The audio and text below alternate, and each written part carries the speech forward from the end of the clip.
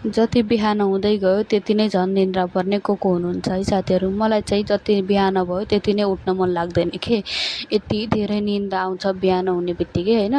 अनि आज चाहिँ म ढिलो उठेँ कि साथीहरू, कमसेकम 5:45 बजिसकेको थियो। मलाई ढिलो पनि भइसकेको थियो होइन। बच्चाहरूलाई नास्ता पनि बनाउनु थियो, टिफिन सिफिन बनाउनु थियो होइन। अनि मैले आज बच्चाहरूको टिफिनमा चाहिँ पराठा र आमको अचार दिँदैछु। हिजो चाहिँ मैले पास्ता दिएको थिएँ। डेली एउटै चिज दियो भने चाहिँ बच्चाहरू खान पनि रुचाउँदैनन् है। अनि अस्ति चाहिँ एक दिन मैले पास्ता बनाएर दिएको थिएँ, त्यो दिन चाहिँ खुर्सानी धेरै भयो अरे हाम्रो सानोवाला छोरालाई होइन।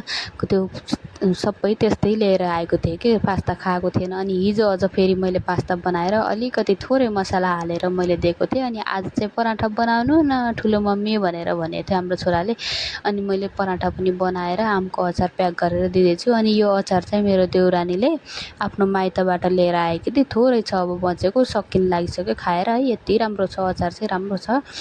अनि मैले साइडमा आफ्नो काम पनि गरिरहेको छु। मेरो छोरी चाहिँ यति सताउँछ, पछाडि आइरहेको छ मेरो। अनि यो ठुलो कुकरमा चाहिँ हाम्रो भात बसालेको छु, अनि सानो कुकरमा चाहिँ मैले दाल बसालेको छु। दाल चाहिँ अब लगभग पाकिसक्यो। अब यसलाई चाहिँ म लगेर सिङमा हाल्दैछु साथीहरू, ढक्कन खोल्नको लागि। माथिबाट चिसो पानी हाल्नुपर्छ अनि मात्र खुल्छ। कहिलेकाहीँ डर पनि लाग्छ, उछुटिएर माथि आउँछ नि त, ढक्कन फुट्छ भन्छन् है चिसो पानीले। एकदम चिसो पानी हाल्नुहुन्न भन्छन्, तर म हालिहाल्छु डराइकन पनि।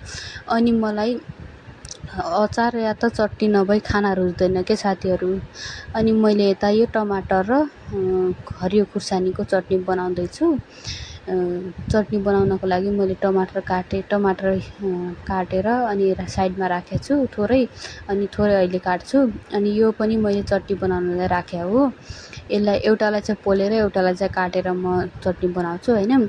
अनि यो चाहिँ कालो तिल हो, अनि टिमुर, अनि यो काँचै भाँगो हाल्नेछु आज चाहिँ म अचारमा चट्नीमा चाहिँ होइन। हरियो खुर्सानी पनि मैले आज जम्माएर हरियो खुर्सानी